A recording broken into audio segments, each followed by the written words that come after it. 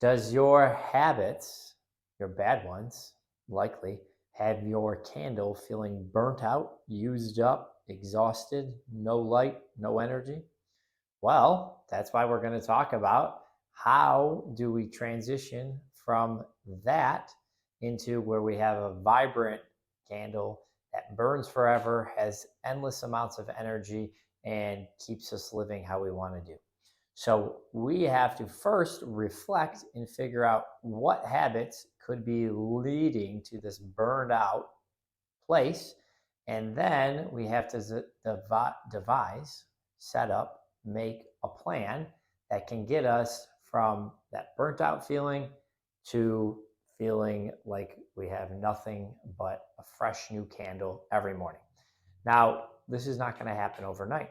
Changing from bad habits to the habits we want is a process, but it starts with one decision and one day at a time. And one of my favorite phrases for changing habits is begin again, because yes, sometimes we're going to get into those bad habits, but once we begin again, if we do the new habit for long enough, ultimately we don't have to worry about beginning again because it is our habit. It's giving us enough positive feedback, enough of that energy, enough of whatever we're trying to change into that it just takes over for itself so we can move on to the next habit that we want to change. So the story there is don't try and change your habits up all in abundance. Don't say, I have 100 bad habits. Let me do 100 at a time.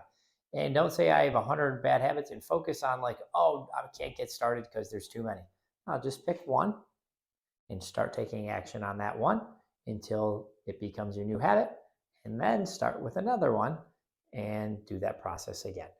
So that prevents overwhelm and the fatigue. And a lot of times we just so frustrated we don't get started. So get started, keep kicking butt. I know you can do this. Let's burn that candle bright. Everyone have a great week.